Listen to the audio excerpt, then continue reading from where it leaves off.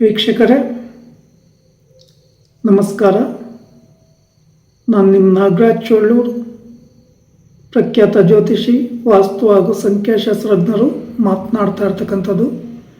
ವೀಕ್ಷಕರೇ, ಇವತ್ತಿನ ಸಂಚಿಕೆಯಲ್ಲಿ ಧನುಸ್ಸು ರಾಶಿಯವರ 2026ರ ಹೊಸ ವರ್ಷದ ಭವಿಷ್ಯ ಫಲಾಫಲಗಳು ಮತ್ತು ಪರಿಹಾರಗಳ ಬಗ್ಗೆ ತಿಳಿಸ್ಕೊಡ್ತಾ ಇದ್ದೇನೆ.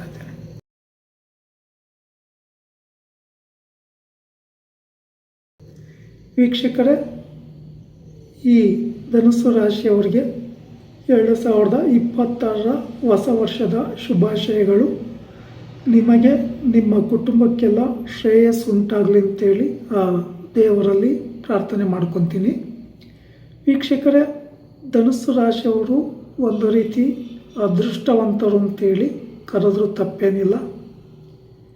ನೀವು ಈ ರಾಶಿಯವರು ಎಷ್ಟು ಜಾಗರೂಕತೆಯಿಂದ, ಎಚ್ಚರಿಕೆಯಿಂದ ಹೊಸ ವ್ಯವಹಾರ ಮಾಡ್ತಕ್ಕಂಥದ್ದು, ವಿವಾಹಾದಿ ಶುಭ ಕಾರ್ಯಗಳನ್ನು ಮಾಡಲಿಕ್ಕೆ, ಮನೆ ಕಟ್ಟೋದಕ್ಕೆ, ವಾಹನ ತೆಗೆದುಕೊಳ್ಳಲಿಕ್ಕೆ ಅಥವಾ ಕ್ರಯ ವಿಕ್ರಯ ಅಂದರೆ ಯಾವುದರ ಆಸ್ತಿ ಕೊಂಡುಕೊಳ್ಳಿಕ್ಕೆ ಇತ್ಯಾದಿ ವಿಚಾರಗಳಿಗೆ ಅತ್ಯಂತ ಶುಭಪ್ರದವಾದಂಥ ಸಮಯ ಆಗಿರ್ತದೆ. ಈ ಸಮಯವನ್ನು ಸರಿಯಾದ ರೀತಿಯಲ್ಲಿ ಸದ್ಬಳಕೆ ಮಾಡಿಕೊಂಡು ಅದರ ಲಾಭವನ್ನು ಪಡ್ಕೊಳೋದು ಬಹಳ ಉತ್ತಮ.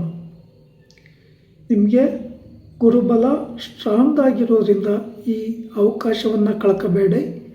ಮೇ ಅಂತ್ಯದವರೆಗೆ ಮಾತ್ರ ನಿಮಗೆ ಗುರುಬಲ ಇರ್ತದೆ. ಅಷ್ಟರ ಒಳಗೆ ನಿಮಗೆ ಸಂಬಂಧಿಸಿದ ಕೆಲಸ ಕಾರ್ಯಗಳನ್ನು ಪೂರ್ಣ ಮಾಡ್ಕೊಳೋದು ಬಹಳ ಒಳ್ಳೆಯದು. ಇನ್ನು ನಿಮ್ಮ ರಾಶಿಗೆ ವಿಶೇಷವಾಗಿ ಅರ್ಧ ಪಂಚಮ ಶನಿ ದೋಷ ಅಂಥೇಳಿ ಕರಿತೇವೆ. 4ನೇ ಮನೆಯಲ್ಲಿ ಶನಿ ಭಗವಾನರು ಸ್ಥಿತರಾಗಿರೋದ್ರಿಂದ ನಿಮಗೆ ನಿಮ್ಮ ಕೆಲವೊಂದು ವಿಚಾರ ವ್ಯವಹಾರಗಳಿಗೆ ಕುಟುಂಬದವರ ಸಹಕಾರ ಸಿಗೋದಿಲ್ಲ.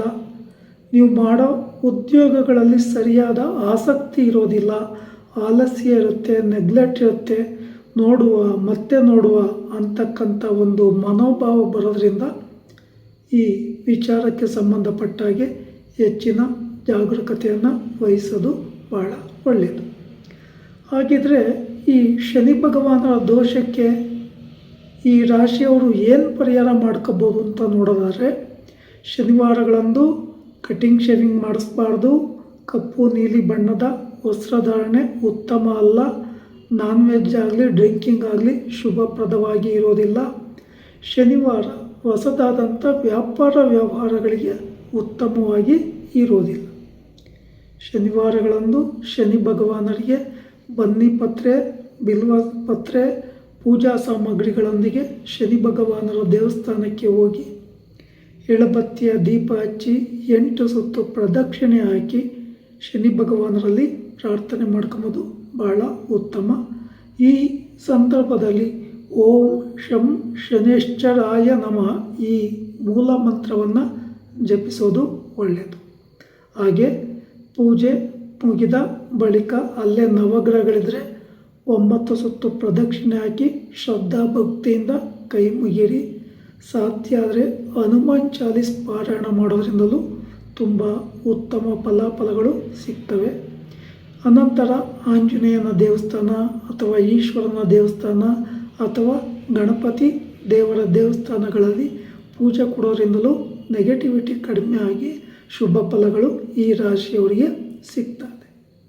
ಇನ್ನು ನಿಮ್ಮ ರಾಶಿಗೆ 9ನೇ ಮನೆಯಲ್ಲಿ ಕೇತು ಇರೋದ್ರಿಂದ, ಕೇತು ಭಾಗ್ಯಸ್ಥಾನ ಅಂತ ಹೇಳಿ ಕರಿತೇವೆ ನಾವು, ಅಲ್ಲಿ ಶತ್ರುವಾಗಿ ಕುಳಿತುಕೊಂಡಿರೋದ್ರಿಂದ ನಿಮಗೆ ಸಿಗ್ತಕ್ಕಂಥ ಇನ್ಕಮಿಂಗ್ ಆದಾಯ ನಿಮ್ಮ ಟೈಮ್ಗೆ ಸಿಗೋದು ಕಷ್ಟ ಸಾಧ್ಯ ಆಗುತ್ತೆ.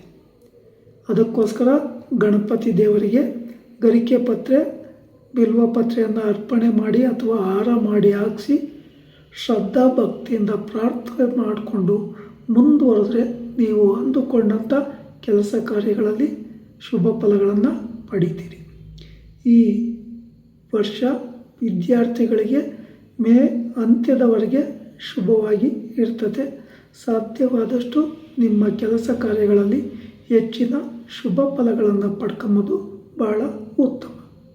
ಇನ್ನು ಈ ಧನಸ್ಸು ರಾಶಿಯವರು ತಾವು ಮಾಡ್ತಕ್ಕಂಥ ಉದ್ಯೋಗದ ವಿಚಾರಗಳಾಗಲಿ ಅಥವಾ ಕುಟುಂಬದಲ್ಲಿ ಆಗಲಿ ಸ್ವಲ್ಪ ಮಟ್ಟಿನ ವ್ಯವಹಾರಗಳಲ್ಲಿ ಹೆಚ್ಚಿನ ಜಾಗರೂಕತೆಯನ್ನು ವಹಿಸೋದು ತುಂಬ ಉತ್ತಮ. ಸಾಧ್ಯ ಆದರೆ ಗುರುವಾರ, ಸೋಮವಾರ ಈ ರಾಶಿಯವರಿಗೆ ಅತ್ಯಂತ ಶುಭಪ್ರದವಾಗಿರ್ತದೆ. ಈ ದಿನಗಳಲ್ಲಿ ಇವರು ಶುಭ ಸಮಯ, ಶುಭ ಮುಹೂರ್ತಗಳನ್ನು ನೋಡಿಕೊಂಡು ಶುಭ ಕಾರ್ಯಗಳನ್ನು ಪ್ರಾರಂಭ ಮಾಡೋದು ಬಹಳ ಉತ್ತಮ. ವೀಕ್ಷಕರೇ, ವಿಶೇಷವಾಗಿ ಈ ರಾಶಿಯವರು ಪೂರ್ವ ದಿಕ್ಕು, ಈಶಾನ್ಯ ದಿಕ್ಕು, ಉತ್ತರ ಈಶಾನ್ಯ ದಿಕ್ಕು, ಪಶ್ಚಿಮ ದಿಕ್ಕು, ದಕ್ಷಿಣ ದಿಕ್ಕಿನ ವ್ಯಾಪಾರ ವ್ಯವಹಾರಗಳಿಂದಲೂ ಹೆಚ್ಚಿನ ಲಾಭಗಳನ್ನು ಪಡೆದುಕೊಳ್ತಕ್ಕಂಥ ಅವಕಾಶಗಳು ಹೆಚ್ಚಾಗಿರ್ತದೆ.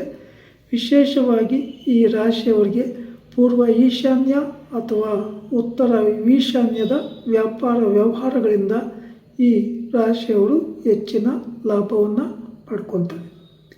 ವೀಕ್ಷಕರೇ, ಈ ವಿಡಿಯೋ ಇಷ್ಟ ಆಯಿತು ಅಂದರೆ ಲೈಕ್ ಮಾಡಿ, ಶೇರ್ ಮಾಡಿ, ಆ ಲೈಕನ್ನು ಒತ್ತಿ, ಬೆಲ್ಲೈಕನ್ ಒತ್ತಿ. ನಮಸ್ಕಾರ.